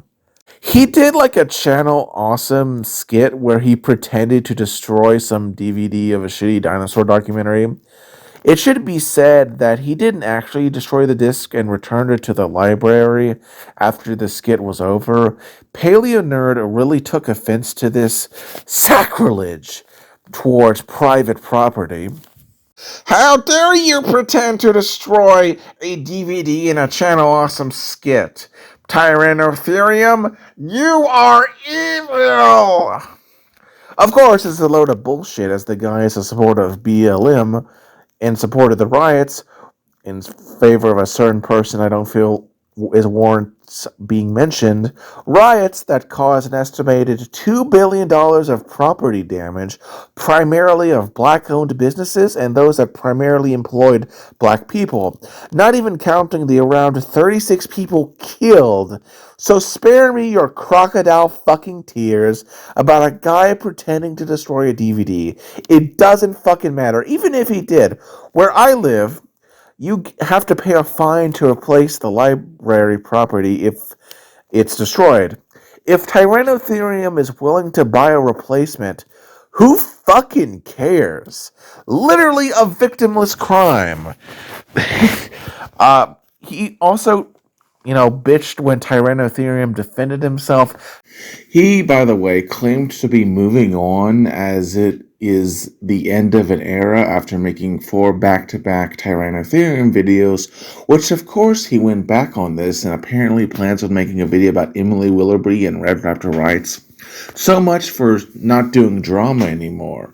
Paleonerd, if you hate drama so much, you could do what I have done and implement a policy where you never upload multiple drama/controversial videos back to back. I'd personally tend to space them out if I do them at all, which, to be fair, I haven't done a lot of them, so. But yeah, I guess Paleonerd really isn't ending the era after all. He is also, despite his backhanded channel description that exists only to invalidate criticism, pushed objective misinformation, such as in regard to nanotyrannas, as well as other topics that aren't relevant for this video. But now that we know who Paleonerd is, let's talk about his slandering of Raptor Writes. Interestingly, the guy actually back in 2022 pretended to be a fan of the guy, only to toss him under the bus when it was most convenient. Now, I already read the status post back in Chapter 2, but let's really break it down now as we discuss his follow-ups on social media as well as this initial post. He claims that he was planning to make a video, but decided against it, which he clearly walked back on, but, we'll get to that. He claims that Raptor Writes is a bigoted piece of scum that views the existence of trans people as pseudoscience, which is frankly a load of bullshit. As I explained earlier, the 2 comments that these fuckers screenshot don't even mention trans people at all. You just assume that to be the case because it's helpful for your progressive narrative. Also, he's correct. There is pseudoscience that is spread by people who are pro-trans. Just look at the Cass report. For the record, the Cass report was this report from Britain that showed that a lot of these pro-trans papers that people relied on had numerous flaws, such as extremely minuscule sample sizes that effectively rendered them completely worthless, or just completely non-replicatable.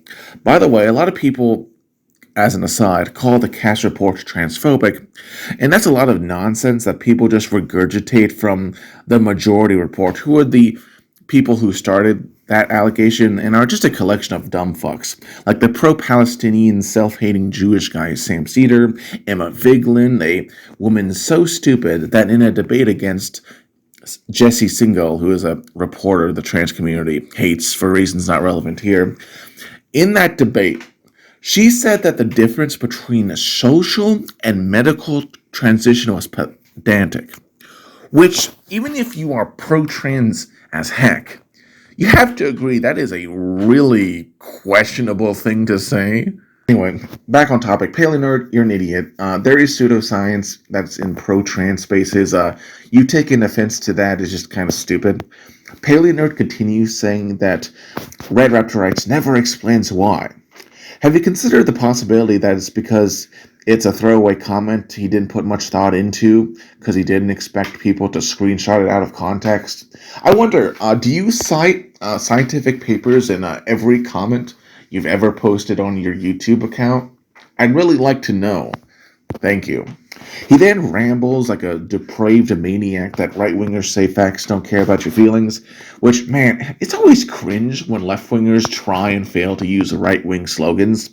No one, not even that loser Ben Shapiro, ever claimed that feelings don't matter at all, or that they shouldn't exist. All that guy ever said was that they were secondary to facts, so you're not even using the slogan correctly. He says it's anti-science, which it's not. You can support science overall while being dismissive/critical of certain subcategories. By this logic, you must just blindly agree with every scientific paper ever released, no matter how dubious it is. Like, what a weird argument. He claims that Red Raptor Writes denies vaccines and climate change based on literally nothing. I mean, do you have any proof of that? Paleonerd? He claims that Red Raptor Writes, much like other right-wingers, insert culture war bullshit into everything, which is laughable. I mean, my guy, Paleonerd, are you just going to ignore all the times left-wingers insert idpol into franchises, no matter how ill-fitting? I mean, didn't they try and put, like, trans stuff into Warhammer? I'm not even, like, a big Warhammer fan, but just, like, on a basic world-building level, why would they tolerate trans people in a setting where Slanesh exists? Like, it doesn't even make any sense. I don't think the Imperium would let there be, like, pride parades. And also, it's just, like, lazy. Like, what are the chances that in a fictional setting filled with fictional races and completely different species with completely different natural and political histories, that they just so happen to have the exact same logos as LGBT people in, real life, let alone, like, they might, like, what are the chances they would even have, like, the same sort of view on sexuality? Like, surely, if LGBT people existed in all these settings, they would have their own flags. Like, it's weird. Frankly, to claim only one side does this is just kind of retarded on Paleonerd's part. He denies the existence of, cancel culture, which is stupid, and relies on the bullshit argument, it's not cancel culture, it's just consequences, which is a load of crap, because these people claim harassment whenever they get criticized. And, as if, I'm sorry, you are not ordained by God. Who the fuck are you to think that you can hold someone accountable? Who the fuck do you think you are, loser? He ends this post by saying that Red Raptor Writes is a bigoted to people who have not, unquote, done nothing to you. Which is ironic given that he, an LGBT ally, and Chameleon, an LGBT person, have literally done stuff to him and attacked him. Like, you're literally crying out as a victim while you victimize someone else. We've never done anything to you, loser, alt-right, incel, rapist. It's like, it doesn't even make any sense. Like, this is what these people always do. They always like to say that you're just innocent, merely existing, while they actively attack someone. It's so childish. He would go on to do a few more status posts that I feel warrant some discussion. He commented on Red Raptor Writes' retirement, which frankly comes off as spiteful that he wasn't the reason that he managed to chase Red Raptor Writes off, especially with him being happy he's gone. But more concerningly to me is how Paleonerd goes after the Red Raptor Writes kids, implying that the guy is abusive, which he also did on Twitter, which is just very weird. I don't know, man. It's utterly, like, creepy that you, an LGBT ally, go after someone's kids like that. Like, that's weird, man. If I could be a little armchair psychologist for a moment, I think Paleonerd, given that he seems to be terminally online and not really in any relationships, is jealous that Red Raptor Writes has a normal, healthy relationship, due to Paleonerd just being completely incapable of finding any lasting relationships in any way. It's just kind of bizarre. Obviously, that is a bit of an assumption, but the only other reason I could possibly think of him going after someone's kids is a lot darker, and I don't really want to touch that. He'd complain that people disagree with him, and get over yourself. I know you think merely being an LGBT ally makes your status to be above any form of disagreement, but people are allowed to disagree with you, especially with such a dog shit status post. On Twitter, he also signal boosted his status post. He also made a weird tweet going after the guy's appearance, and I'm not against people making fun of someone's appearance, but this sort of joke/statement only works if the people is ugly. Like a neckbeard, like the quartering or something. Honestly, it makes him seem like he's just kind of bigoted against average-looking white guys. But I won't go that far. I think he's just trying to make an edgy joke there. But of course, he spurgs out to anyone claiming that someone claimed that the comments are photoshopped, which, as far as I could research, no one did, but he has to go off on that, and he just sort of replies to anyone who comments on this, like they're bigoted, as if he has the only correct take. On April 9th, 2025, he made up a bizarre conspiracy theory that Red Raptor Writes only retired due to fears of Kamala Harris' presidency, which is stupid for so many reasons. First off, even if Kamala Harris won, I really doubt that she would waste money going after Red Raptor Writes. If she did, it would be completely morally justified to remove her from office, but I don't think that's the case. Also, YouTube retirements are not like actual retirements, and he posted, albeit very infrequently, throughout the years, throughout various administrations, so there's no correlation here. Red Raptor Writes, for once, actually responded to this nutjob and put him in his place, and instead of just admitting he was wrong, Paleonerd deflected, calling him an asshole. Because how dare he respond to you, right? How dare he respond to you after you constantly attack him? No, Red Raptor Writes, he's the asshole. Then claiming that he can't support real science, in quote, while supporting Trump, before going on a completely deranged orange man bad rant that frankly is childish as fuck. Like, boo-hoo, someone disagrees with you politically. Get over yourself. Like, how can you cosplay as this brave LGBT warrior who is going to make him reap for what he's sown for daring to disagree with me? Like, buddy, you're just a guy on the internet. That's all you are. And I'm just going to say this. For all you want to say about Trump, how he's an evil person, incompetent idiot, what does it say about the incompetence of Democrats/left-wingers that they lost to him? And the only reason Biden won was because of the economy at the time, so you probably should have gone with Bernie, eh? He again bitches about human evolution stuff, which I got into earlier, but in the Chameleon segment, so who gives a fuck what he believes? It doesn't really significantly impact his videos outside of him not covering certain topics. He's not claiming/spreading misinformation, so who cares? Oh, he doesn't review Walking with Caveman. I do want to point out the irony of Paleonerd, an LGBT ally, which, for the record, you should be deeply skeptical of anyone who calls themselves that, because it indicates they have an extreme bias to the point of blindly defending an LGBT person no matter how wrong they are, yet he supports Palestine, a backwaters Islamic fundamentalist shithole, led by Hamas, who have regularly killed LGBT people. Isn't it funny that the guy who whines about, frankly, some of the most tame jokes on the planet has nothing to say when Middle Easterners give homosexuals free skydiving lessons?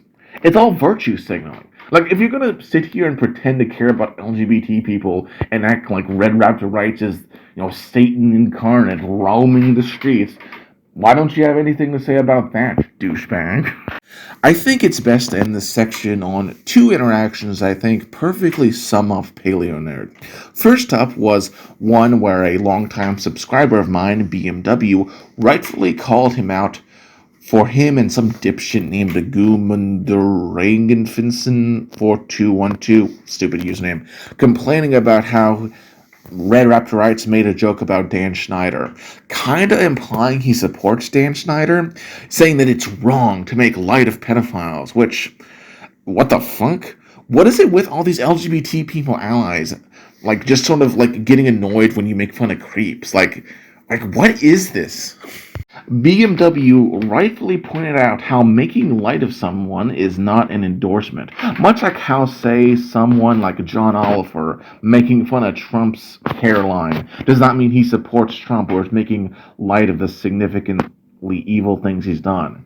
Paleonerd, being an utter dunce, missed the point and claimed that he's never said that, which BMW never fucking claimed you did. Jesus, I'm autistic and I get what he's saying easier than you, someone who doesn't have autism. And a joke is not an endorsement. Why are you so stupid? The other comment happened because I dared say something on his announcement that he made about 2 months ago on a video on Red Raptor Writes that he was planning, which has one of the laziest thumbnails I've ever seen, but also contradicts his end of an era video where he said he was going to be moving on from drama. I guess his hate boner was too much to hide. And, while I was in a lobby away from my computer, I stopped to see this because for some reason YouTube recommended it because I was researching this guy. I said that I didn't really think he'd be unbiased, which, given what I've established up to this point, can you really say I'm wrong? This guy has a genuine hatred of Red Raptor Writes. Like, he clearly is biased against the person. And to deny that is just absurd. In response, he bitches that I should wait until the video's out before making a judgment. Keep that in mind, but also, this status post is effectively a trailer/preview of the video. This status post is meant to drum up hype/be judged to try and get you interested in it. So that's just fucking stupid. I'm allowed to say that I think you're not going to be unbiased. Also, he strawmans me, lies, as I never deleted any comments. YouTube did, but, retard, I don't have an issue with you sharing a video you agree with. I've done that. I have an issue with you sharing a video that is, as I established in the last chapter, just utter shit. Just because you aligned with it. That's the issue. You are ignoring quality for a political attack that reaffirms your position, which I find just kind of, childish. He brings up race for some reason. It's also dumb, and he somehow makes himself look even stupider, because here's the thing, Paleonerd. The problem with racists is not that they make observation, it's that they take observations and extrapolate it in a dishonest manner. If your response to a racist is to claim black crime statistics are fake, you are wrong. You would be the jackass in that situation. Rather, you should take the position that you shouldn't judge individuals based on broader trends, as opposed to taking issue with the very concept of an observation, something that basically any human can do, because it's just weird. Also, thank you for implying I'm a racist simply for saying that you're biased. Thanks for that, dude. He continues downplaying his invoking of race where it wasn't needed and claiming that I'm obsessed with him for commenting on a public post. Keep in mind, outside of this one chain, I really haven't interacted with this guy all that much, so claiming I'm obsessed is a bit of a stretch. Also, then, making a judgment on this video, claiming that it would just be an hour-long rant of me calling him a quote-unquote trans pedo-socialist commie because I don't hate trans people? What the fuck? Like your idol, Red Raptor Writes? Wait, buddy, shouldn't you practice what you preach, asshole, and not judge the video before it's released, eh? Heck, given how long the script is going, you'll probably be the minority on what I talk about. He also tries to victimize himself by saying that people go after him for simply not being a bigot, which I have to call you out on. I decided to go through all of his comments on his YouTube videos, all 6,145 of them. I could not find a single one that fit the description he gave. So, and most were positive. Sure, it's possible that I may have missed some, but frankly, I think he's lying. Or, if it's true, he's deleted comments, therefore undermining his own point. Overall, Paleonerd has to be one of the most repugnant people in the paleo community, or really anyone that I've talked about. And I've talked about a lot of people, from a bipolar Australian YouTuber called Red Eye, who called CPS on his detractors, Nick Anderson, a Lego YouTuber who used their own dead stepmother for views, or John Morgan, a pedantic sociopath who laughs in the face of Israeli rape victims and had his fans master quote my video talking about him. This guy, Paleonerd, has them beat in the sheer depravity and obnoxiousness he has. From his mediocre megatherapod videos, awful humor, sociopathic glee at attacking multiple fellow paleotubers, one of which was mentally disabled.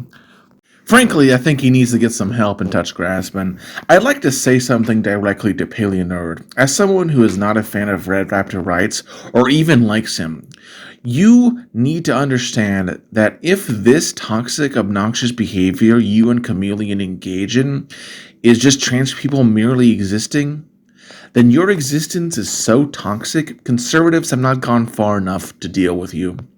Truly, you must be a disease if this is you merely fucking existing. The most cancerous identity group to ever exist.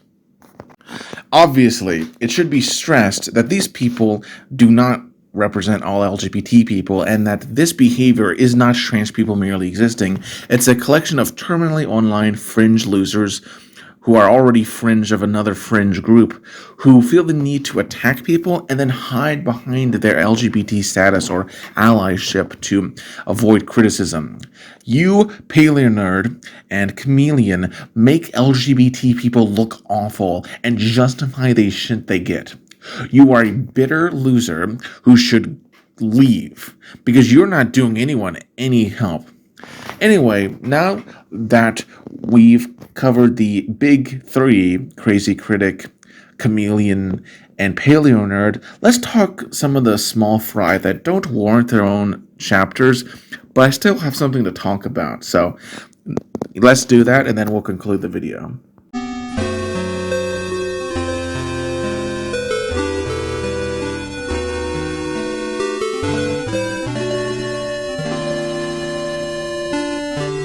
Starting with Reddit, there's a lot of your typical ramblings that he's transphobic, the allegations that you'd expect, the same tired arguments, taking a joke far too seriously, typical Reddit neckbeard attacks on Christians, dunking, seen by such things as System Proctial 7737. Do you think Islam has a positive view on LGBT people, dude?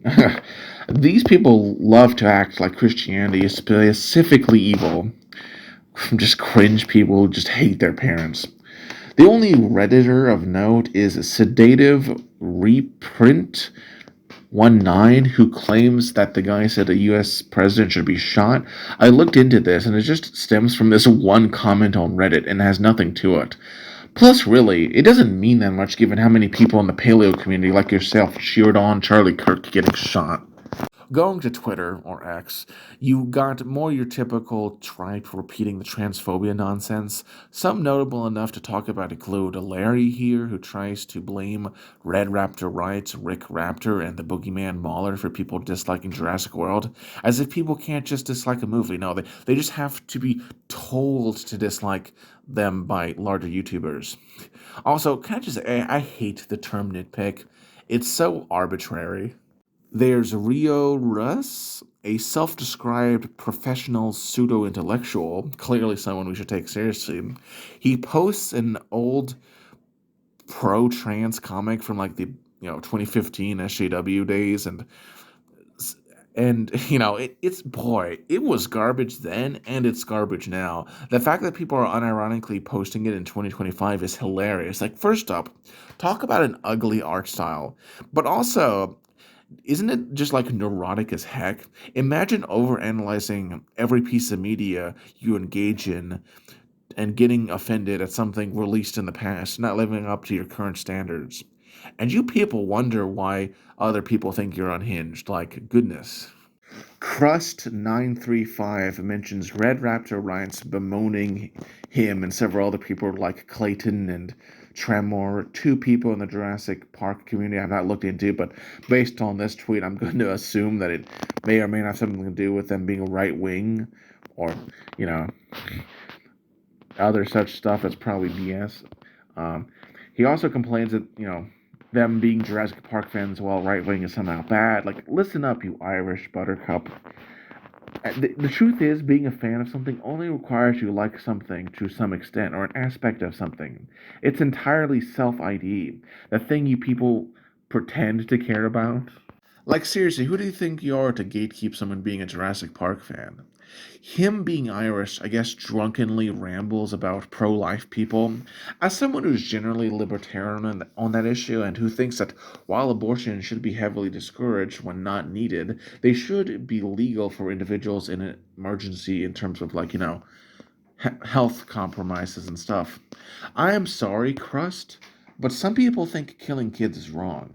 They're entitled to that position, you Irish loser. Lastly, we got Petite Paleo Artist in this tweet, which... Why is it that these trans people go after other people's kids like that? Like, it's so weird. First off, it makes you look like a creepy predator, but also, it's just kind of childish. Like, these people are so bitter and toxic that Red Raptor Writes has a healthy family. Imagine preying on a divorce. Plus, it kind of undermines your false sense of concern for the kid's well-being, because if you know anything about a divorce, it often regularly negatively impacts a child, so...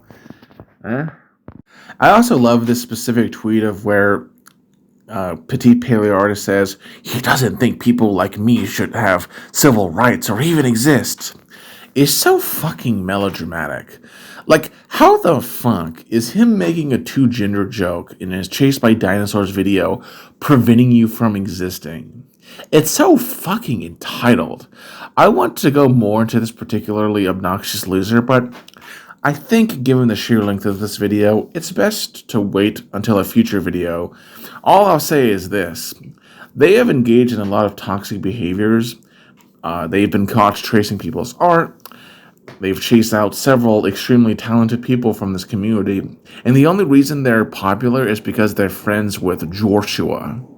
Finally, coming to YouTube comments, it's mostly the same repetitive crud we've talked about, complaining about alleged transphobia. These people clearly have such hard lives. Seriously. Some stuff, though, there is worth talking about.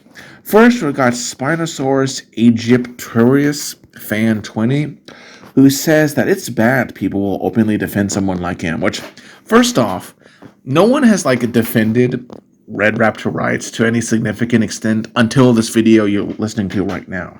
Also, how ghoulish is it that, someone dare defend someone in the community that the community arbitrarily doesn't like? Oh, miss me with that stuff, man. Like, what is this fucking garbage? Like, how dare you defend someone who the community doesn't like? How dare you?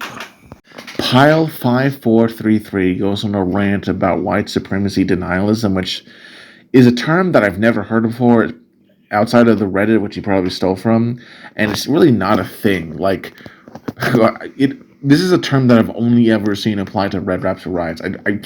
What a weird concept. He also bitches that Red Raptor Writes doesn't like 2017 movies cause SJWs, which, I mean, who cares? The Last Jedi was an objectively awful film. There are plenty of videos breaking down why. Maybe if you did a little research instead of just assuming people, just hate the movie because it's, SJW, you would probably be somewhat intelligent. There was also that horrible Justice League movie of that year and the Beauty and the Beast remake. 2017 had a lot of bad movies. He quotes Red Raptor Writes in a manner that I can't confirm, but I suspect is probably BS, about how, he's made a joke about how they're removing, Confederate statues, and, as someone from the South who sees his heritage and history taken down so as to appease the easily offended, worthless people, I'm not going to touch the Civil War stuff because that's a quagmire that inevitably leads to allegations of being a lost causer. I mean, look what happened to Razor Fist when he made a video simply criticizing Lincoln. But I will say this, in every other war in human history, there were multiple causes. Acting like the Civil War was the only one in entire history to have only a single cause is ahistoric and frankly dishonest.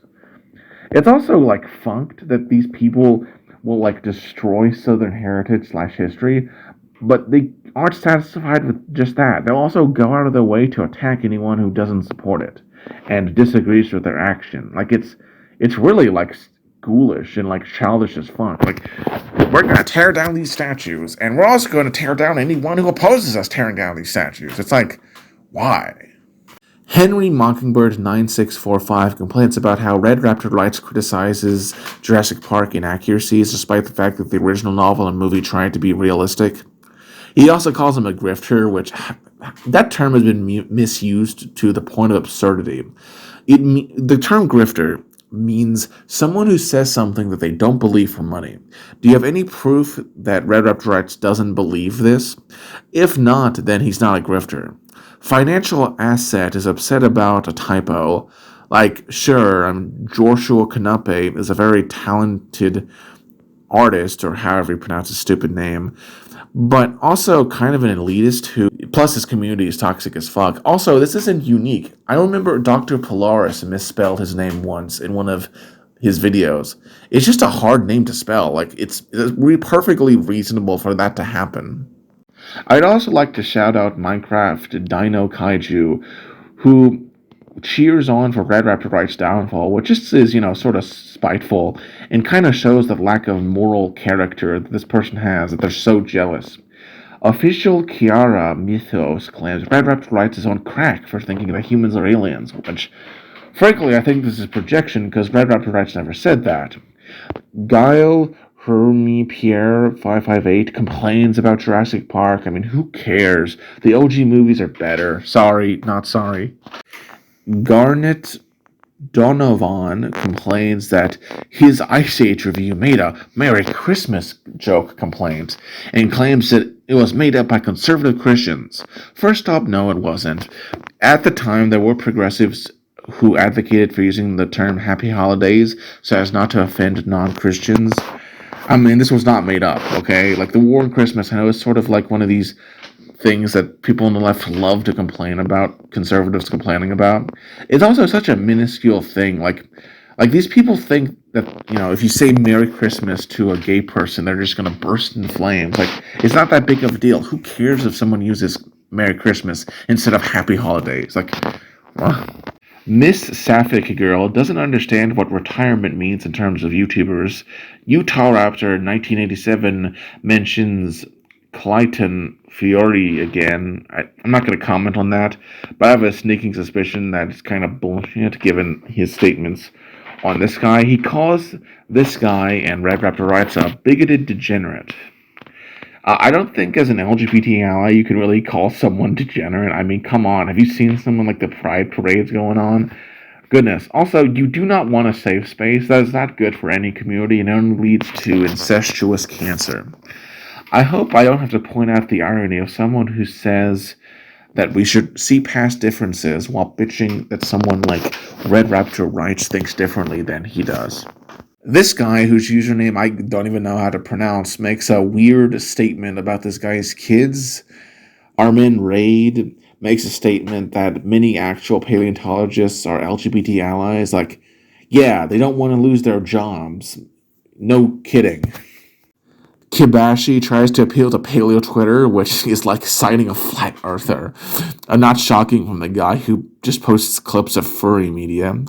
Also, there is that bitch from Twitter that I mentioned earlier that shows up and, really shows that it's totally not a very insular community of a bunch of circle jerks. Also, why are you so scared of having your screenshots used? Is it because you're lying and you know that? Overall, though, these are all just a random collection that sort of capture the overall paleo community's reaction to the, nature of the controversy around Red Raptor Writes. Overall, a mixture of idiocy, crack level insanity, and a creepy attacking of children. Now let us conclude the video.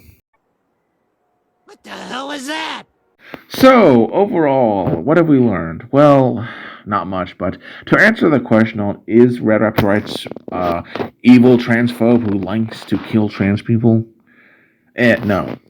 He's just made some cringy jokes. His videos are far from perfect. His humor is atrocious, but also I just think he is just an average Christian guy who just doesn't really care about endlessly pandering to these people, as if you have an obligation to just do that. And with some mild conservative beliefs that are utterly harmless and don't really hurt anyone. I don't really like his channel all that much, but for all his flaws, his critics are just utterly batshit, and frankly should be excised from the paleo community. Crazy critic, proofread your freaking videos and accept that newer Jurassic Park movies are generally mediocre or outright bad. Paleonerd, you are a dishonest, spiteful cunt. Chameleon, you have the most potential of these three people, if you can lose the brainworms of Itpol, which could lead you to make good videos if you got rid of that. But if not, well, you could always do the Innuendo Studios thing and sort of leech off your followers while wallowing in debt. Self-reflection, I understand, is very hard for trans people as terminally online as you. But hey, I have faith that you could improve, but I mean, it's about as hard as pulling teeth from a salty.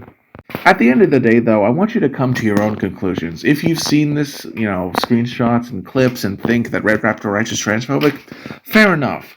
But please, come to your own conclusion and don't just regurgitate or believe something that these people say, because the thing is that these people aren't perfect. They're lying, they're manipulative, in many cases they're clearly mentally ill. But yeah, just come to your own conclusions. I think that this situation really highlights a growing cancer that is increasing in the paleo community, which I foolishly thought was immune from the stuff, but much like with movies, games, Legos, and art, it sadly is becoming much more infested. I'm not the first to point this out. There was Kester Tank and AK Rex who made similar videos, and even though I do have issues with both of those videos they made, they both are fundamentally correct. There is this sort of cancer that, mark my words, if something is not done about it, will fracture the paleo community. I can already hear the arguments that these people will make, by the way. Oh, you hate trans people. You are transphobic. Because how dare I disagree with trans people on the internet, clearly. You hate us for merely existing, as if any of this toxic behavior is intrinsic to your very existence, or that I am doing this for views/money. Well, first off, I don't monetize my videos, and trust me, while there will be views, I can assure you this will not help my reputation, and if anything, it'll probably hurt it in the paleo community and cost me a lot. Whether that's fair or not, you can be the judge. But I was just tired of all the lies. Anyway, if you liked the video, you liked it, but if you loved it, well, I'd say don't subscribe, because I don't plan on making another video of this type for some time, at least until I get to the Drunken Peasants video series. I got a trial buy video planned for this new year, and from there, I have a good number of LEGO sets that I want to review.